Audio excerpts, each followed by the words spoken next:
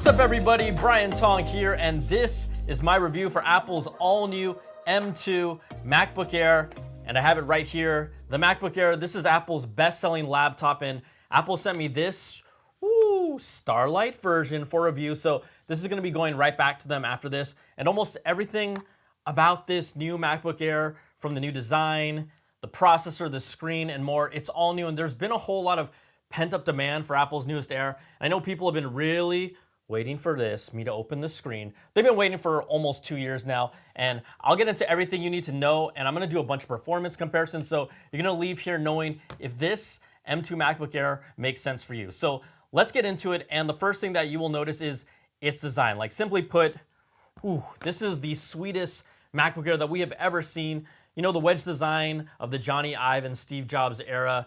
We know that, and that MacBook Air is still available with an M1 processor and had the thinnest edge that we've seen in a MacBook laptop. But the uniformity of the new M2 MacBook Air with its squared body, you've got these soft rounded edges, then you also have these soft corners. This thing is just sexy, and instantly, it just feels great in hand no matter how you hold it, whether I'm holding it upside down for you or not. I mean, it takes design cues from the new MacBook Pro line with its all aluminum body, but then they made it slimmer, and that's a good thing. It just, I could like run my face all over. It feels so good, and if you think I'm a weirdo, well, you'll say the same thing once you get a hold of one. You know what, actually, here, how about, let me just ask Tim Cook myself. How does it feel, Tim? It feels great. Awesome. Oh, it does feel great. Yeah, and it does feel wonderful. Also, I am a weirdo for this stuff. It's 11.3 millimeters thick, which is just under ½ an inch and thinner than the previous MacBook Air at its thickest point. It weighs 2.7 pounds, which is 0.1 pounds less than the previous MacBook Air, and its volume is 20% less as well. Also, did I mention that it feels so good? It does. Now, I could go down the line of all the new features that you could pretty much read on a press release, or I could show you how this performs against the other Macs with multiple in-depth test comparisons first. I know what I'd want to see first right out of the gate, so let's get to it, the new MagSafe cable.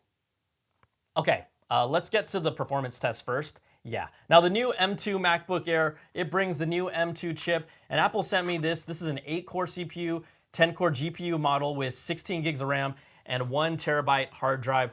Also, I have the M2 13-inch MacBook Pro with the same exact configuration, the 8-core CPU, 10-core GPU, 16 gigs of RAM, and 1 terabyte of storage. Now, I did not get any of the entry-level 256 gig drive models that were reportedly having slower performing hard drives, and the belief is that both the new M2 MacBook Pro and M2 MacBook Air will be using the same drives at each configuration level, so we're gonna have to wait and see for that to be confirmed by others. But if you're thinking of using this as a long-term machine for the next 5 years with just everything that you do, and then you might wanna add photos and videos, look, just get a bigger drive than the base model 256 if that drive speed really bothers you, because you're gonna need that extra storage anyways.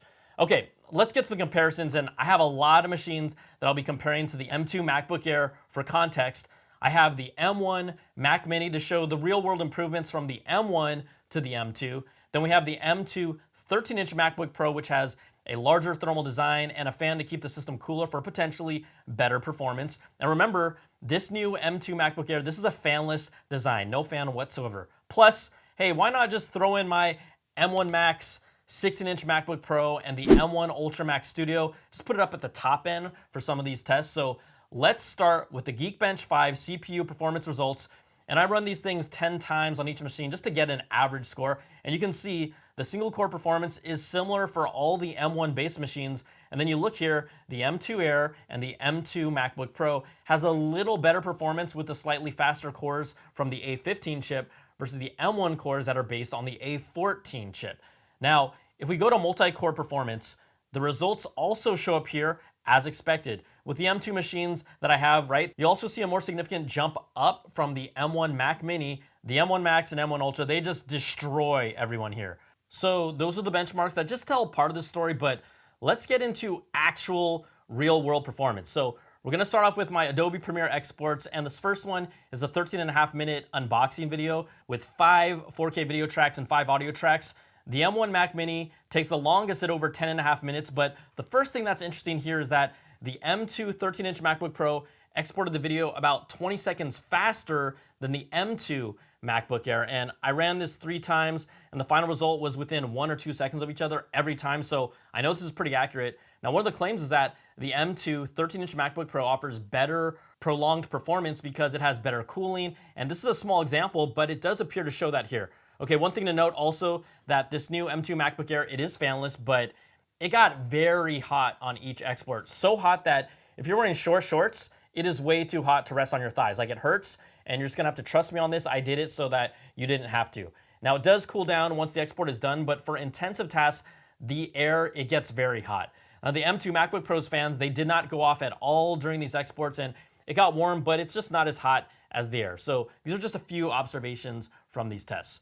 All right, now let's go for something a lot bigger and export a 45-minute video in Premiere that has about 20 video and 20 audio tracks. Again, the M1 Mac Mini takes the longest at a whopping 1 hour, 44 minutes, and 23 seconds. And again, the M2 13-inch MacBook Pro performed better, beating out the M2 MacBook Air by more than 10 minutes. And yes, it's still at 1 hour and 24 minutes, but it's still faster than, the other two machines. Look, those are just stupid fast. Now, I didn't confirm this, but could Apple maybe potentially be throttling the speed of the M2 in the MacBook Air because of its fanless design and less optimal thermal envelope for cooling?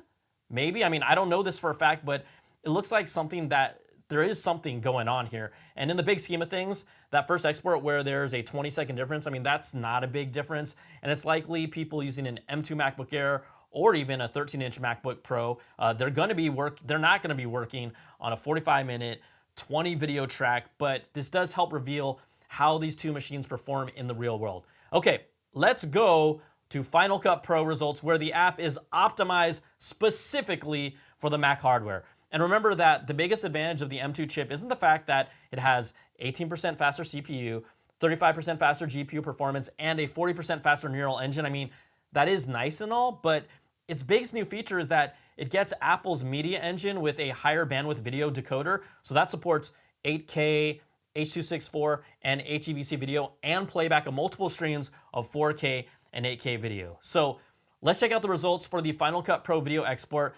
And this is a 15.5-minute video project. It has 4 layers of 4K video, and I'm exporting in ProRes 422 high quality. So we'll start with the fastest machine that I have to test. We're gonna switch it around here.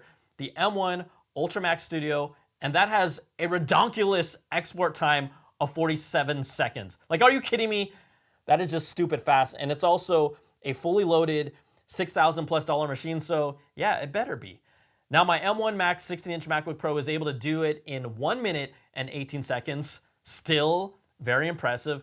But look here, the M2 13-inch MacBook Pro exported the video in 1 minute and 34 seconds, and the M2 MacBook Air did the export in just 4 seconds longer. So now let's go to the M1 Mac Mini that does not have the new Apple Media Engine at all. And it takes 4 minutes and 40 seconds, which is still respectable for a 15-minute video export.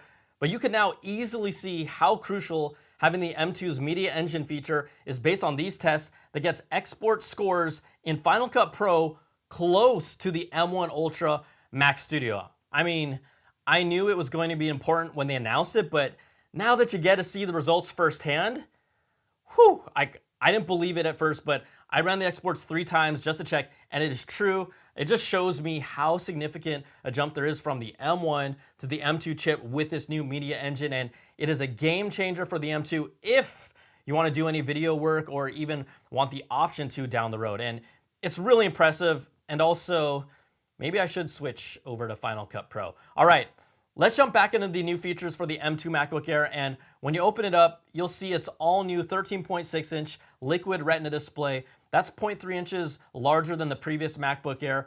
Put it side by side with something like the M2 13-inch MacBook Pro, and you'll see the difference in size with the thinner bezels around the edges and the larger display. Now, this is an LCD display and not a mini LED display with ProMotion, but it has a higher peak brightness at 500 nits. That's compared to 400 nits on the previous Air, and then supports the P3 wide color gamut for up to 1 billion colors. The display, it looks great, and I don't do much work in direct sunlight, so at 500 nits, the display is more than bright enough for me. I didn't feel like I was missing anything knowing that this is really Apple's flagship laptop that's targeting the general consumer. So, oh yeah, yes, there's a notch, and we're all used to it by now. I mean, at least I've accepted that it's not going away. Inside it is a new improved 1080p FaceTime camera, and I know it is a thinner display, but I still like to see Face ID incorporated into it if there's a notch there. The camera has twice the resolution, it's twice as bright with help from Apple's improved image signal processor in the M2 chip. Camera quality looks more than good, so it's solid. But if it's still not good enough for you, look, you're gonna be able to beef it up even more by using your iPhone as the camera with macOS Ventura's new continuity camera feature coming later this fall. Okay, let's get through more of the features.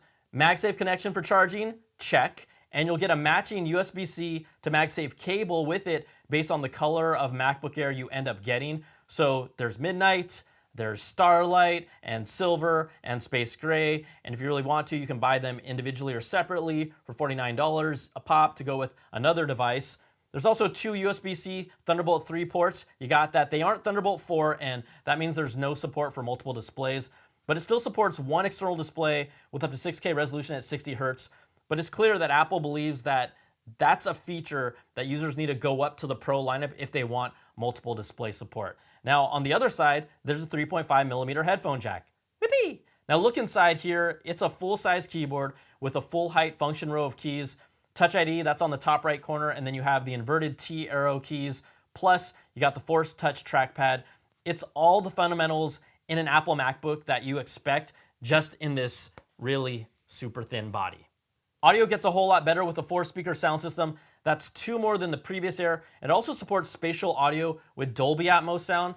Coming from a laptop this small and this thin, the audio sounds excellent, and it's been a focus for Apple's Mac team over the past few years, so hey, shout out to the audio team. Now there's also a 3-mic array system that records even better audio than before, and it sounds very clean coming directly from a laptop. This new M2 MacBook Air still only supports Wi-Fi 6 and Bluetooth 5.0, just like the MacBook Pro lineup. So bringing the newer connectivity like Wi-Fi 6E or Bluetooth 5.1, it isn't here. And yeah, it's a bummer, but it's not a deal breaker, and it really won't stop someone from buying it. Like, Apple knows this too.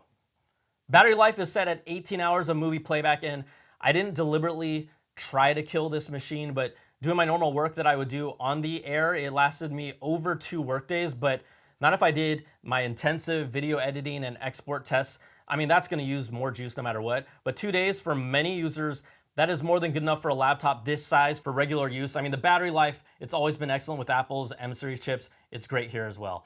Now, depending on the configuration you purchase, you also have the option to either select the new 35-watt dual USB-C port compact adapter or the single 67-watt power adapter. That's going to come down to you, but I like the faster charging with the 67-watt adapter for my laptop, and then just get like a separate third-party dual-port USB-C charger for your accessories. Okay, so that almost covers everything that I can think of, and if I missed something, you could tell me in the comments. I mean, that's why they're here for, just tuck away. But if you're still here watching and you've made it this far, you could tell me that too. Okay, onward. The M2 MacBook Air, this is an improvement in almost every way, from its design, its features, and its performance. To me, it's truly the best MacBook for the general consumer and everyday use, and the M2 makes it even that much better. I mean, my job is a content creator, and I absolutely love this machine. I love the M2 MacBook Air, but it is a luxury for me to have, you know, just in case I want to bring a lightweight Air instead of the 16-inch Pro just because I can. I mean, that sounds gross to say it out loud, but hey, some people do it. But the fact is that I use an iPad Pro with a Magic Keyboard case that fits that role already. It fills that need for me, even if that 12.9-inch iPad Pro and keyboard combo weighs just over 3 pounds compared to this new M2 MacBook Air that's lighter at 2.7 pounds. You can really feel it. And it makes me really think that there is now no way a touchscreen is coming to Apple's MacBooks anytime soon now. You know, you have an M2 MacBook Air, and then you have a 12.9-inch iPad Pro with a keyboard. Basically, they occupy a similar space in their product line, with the biggest differentiation being the touchscreen functionality on the iPad. And that might be the big decision that some users will be debating depending on what they need. Now, if you're someone who just emails, you just do word processing and you surf the web, and doesn't, plan on doing any type of video or major media content creation, I think that you'd honestly be just fine with any M1 Mac. I mean, you have the M1 MacBook Air. It's still around. It starts at $999. But for $200 more, you're getting a generation of upgrades at pretty much almost every level. And if you jump up to the base model M2 MacBook Air, I think it's totally worth it. Now, if you're debating between the M2 MacBook Air and the M2 13-inch MacBook Pro, unless you're doing some significant video content, you probably won't see much of a difference between the two. You saw it in our tests, and the reality is that if you're doing big video projects, you should really make the jump up to the MacBook Pro lineup if you can financially.